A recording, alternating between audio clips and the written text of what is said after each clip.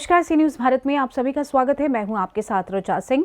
वक्त हो चुका है न्यूज बुलेटिन का, तो बात करेंगे भिंड की, जहां नक्सली हमले में शहीद हुए सीआरपीएफ जवान के पार्थिव शरीर का किया गया अंतिम संस्कार। आगे बात होगी मुंबई की, जहां गांजे की बिक्री करने वाले युवक को पुलिस ने करीब 22 किलो गांजे के साथ किया गिरफ्तार।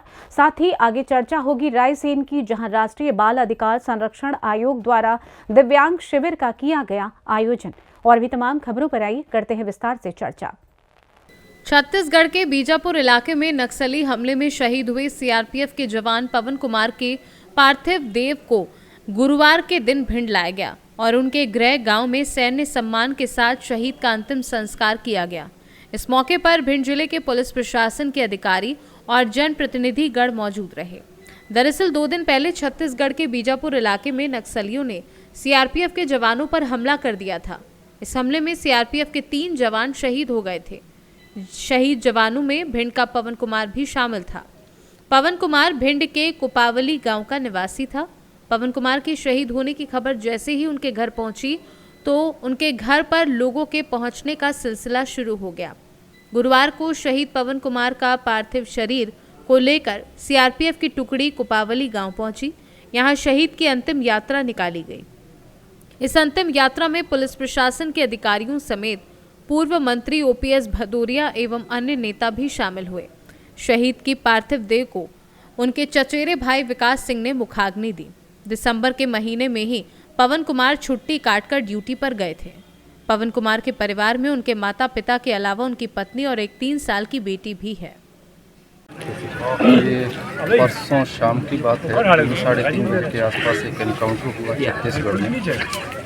उस एनकाउंटर में हमारे 201 कोबरा और 150 बटालियन के सिविल पुलिस के साथ में ऑपरेशन में गए हुए थे। एफओबी एस्टेब्लिश किया। एफओबी एस्टेब्लिश करने के बाद में जब ये आगे तो सर्चिंग में थे, तो सर्चिंग के दौरान इनका नक्सलियों के बहुत तकड़े ग्रुप के साथ में इनका मुकाबला हुआ। करीब 400 के आसपास नक्सली रहे होंगे वहाँ, जिन्होंने इनको चारों तरफ से घेरा और उसमें फायरिंग किया। हमारे लड़कों ने बहुत ही उत्साह, बहुत ही अदम्य साहस दिखाते हुए, मतलब पिछले 20 साल की हिस्ट्री में पहला ये एनकाउंटर है जिसमें अभी हमें जो फुटप्रिंट्स मिल रहे हैं वो ये मिल रहे हैं कि सब नक्सलियों के कम से कम 6 से 8 लोग उनके भी मारे गए हैं इसमें। ये जो शहादत है, ये सुप्रीम दर्जे की शहादत है जो पवन कुमार ने दिया है। लगभग 9 साल की सर्विस थी इसकी, जिसने बहुत ही बहादुरी के साथ मुकाबला किया और जो है नक्सलियों को वहाँ से खदेड़ने में हम लोग सफल रहे। कहीं ना कहीं इनपुट की कमी, इनपुट जगह ऐसी है, वहाँ इनपुट आपको मिलते हैं लेकिन हर जगह वहाँ प्रॉब्लम है। हर जगह नक्सलियों के, और ये आज का नहीं, ये पिछले 20 सालों से चल रहा है। काफ़ी हद तक जो है और काफ़ी लंबे अरसे के बाद ये इस तरह का एनकाउंटर हुए हैं। और वो एनकाउंटर ऐसे जैसे हुआ कि हम लोग आगे बढ़ रहे हैं, उनके डेन में जा रहे हैं। आगे जैसे जैसे हमारा ट्रुप्स आगे घुस रहा है उस तरह से उन लोगों के वहाँ से पाँव उखड़ने लगे हैं। इसलिए, और अभी फर्स्ट टाइम है कि वहाँ एक सुरंग भी पाई गई है जो पिछले 20 साल के इतिहास में वहाँ नहीं मिली है। तो इसमें कोई दो राय नहीं हमारे लड़कों ने। और ये देखिए, ये लड़ाई है जो बराबर ये चल रही है उनके साथ में। तो इसमें जो है अभी तक भी इस तरह के इंसिडेंट हुए हैं, हमारे लोगों ने बहुत अच्छा काम किया है उसमें, लेकिन उसमें हमें अभी टाइम लगेगा। मोस्ट प्रोबेबली जो है इस साल के आखिर तक हम लोग इसको उस पर कंट्रोल कर लेंगे। सर, अत्याधुनिक हथियार भी मिले हैं। अत्याधुनिक हथियार जैसे उनके पास में है, AK-47 भी उनके पास में है, 315 बोर है। और उन लोगों का मिलिशिया ग्रुप जो है वो बहुत एक्टिव रहता है। मिलिशिया ग्रुप जो उनके जो गांव के लोग हैं उनके साथ में जो है, क्योंकि वहाँ का ताना बाना उन लोगों ने वहाँ जब सर्वाइव करना है तो इस वजह से उन लोगों को भी उनका साथ देना पड़ता है। बुलेट प्रूफ वाहन वगैरह मांगी जा सकती है साथ सरकार से? नहीं, वो सब है, सब चीज़ें हैं।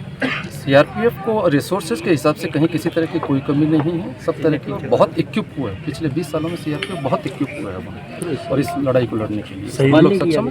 इस्तेमाल क्यों नहीं किया किसका?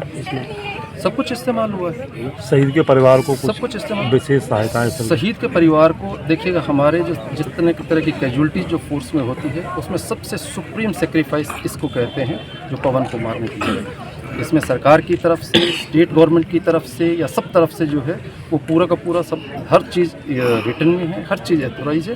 वो सब चीज़ें परिवार को, उनके घर के लोगों को जो है जैसे नौकरी देने का है और बाकी सब तरह की चीज़ें, फैमिली पेंशन का है, सब चीज़ें जो प्रोविजंस हैं उसके मुताबिक सब चीज़ें देखी जाएगी। और शहीद के परिवार को हमारे नॉर्मल कैजुअलिटीज़ होती है, उनके अलावा इस तरह का जो कैजुअलिटीज़ होता है उसके लिए हमारा स्पेसिफिक जो है उसमें ध्यान है।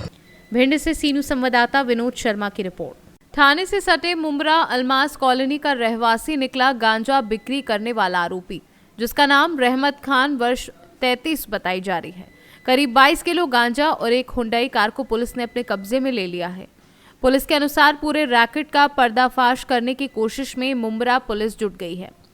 पुलिस उप निरीक्षक भोसले को गुप्त सूचना मिली थी कि कोई अज्ञात व्यक्ति अम्लीय पदार्थ की बिक्री करने दीवा खरडी रोड पर आ रहा है। जैसे ही ये जानकारी भोसले को मिली, मुमरा के वरिष्ठ पुलिस निरीक्षक कोल्हाटकार के मार्गदर्शन में ट्रैप लगाया गया और आरोपी को 22 किलो गांजा समेत हुंडई कार को कब्जे में ले लिया गया। पूरी जानकारी जोन 1 के पुलिस उपायुक्त गणेश गावड़े ने पत्रकारों को दी। क्या कुछ कहा, आइए देखते हैं। कल 1 फरवरी 2024 को पुलिस स्टेशन मुमरा के पीएसआई भोसले की टीम को जानकारी मिली, एक आरोपी जयेश वाइन शॉप यहाँ पर गांजा बेचने के लिए आने वाला है। उन्होंने ट्रैप लगाया और ट्रैप लगाने पर एक हुंडई कार में आरोपी रहमत खान तमीज खान 22 किलो गांजा के साथ मिला। उसको अरेस्ट किया। हुंडई कार जब्त की है। उनके साथ जो 2 मोबाइल थे, 2 मोबाइल भी जब्त किए हैं। आरोपी अरेस्ट है, इन्वेस्टिगेशन शुरू है। आज उनको कोर्ट में भेजा जाएगा और उनका पीसीआर लेकर और ज्यादा इंट्रोगेशन करेंगे। इसमें पूरी चेन, पूरा रैकेट हम डिस्क्लोज करने की कोशिश कर रहे हैं। आरोपी के बारे में कुछ बैकग्राउंड डिटेल्स है? आरोपी अलमास कॉलोनी मुमरा का रहने वाला है। बेसिकली वो अमरावती का है। उसके बारे में और डिटेल्स हम चेक करेंगे। काफी बड़ा माल पकड़, मतलब बड़ी रिकवरी है सर। इसके बारे और नॉर्मली रैकेट्स वगैरह कुछ पता चल रहा है क्या आगे? इसके लिए हम ये कहाँ बेचने के लिए आया था, किसके साथ में कॉन्टैक्ट्स में था मुमरा में? इसकी चेन पूरी इन्वेस्टिगेशन में ढूंढी जाएगी और जो आरोपी उसमें इन्वॉल्व है उनको ये गुने में लिया जाएगा। मुंबई से सीनू संवाददाता मोहम्मद सलीम की रिपोर्ट। रायसेन जिले के बरेली तहसील में राष्ट्रीय बाल अधिकार संरक्षण आयोग द्वारा बरेली सेवा भारती एवं प्रशासन के सहयोग से विकासखंड क्षेत्र के बच्चों और परिजनों को विभिन्न योजनाओं से जोड़ने के लिए थाना ग्राउंड में शिविर का आयोजन किया गया। इस शिविर में 17 विभागों के स्टॉल लगाए गए। इस दौरान कार्यक्रम में मध्य प्रदेश शासन के लोक स्वास्थ्य एवं परिवार कल्याण राज्य मंत्री नरेंद्र शिवाजी पटेल शामिल हुए, जिन्होंने शिविर में आए पात्र हितग्राहियों को शासन की विभिन्न योजनाओं का लाभ दिया और दिव्यांग को ट्राईसाइकिल वितरित की।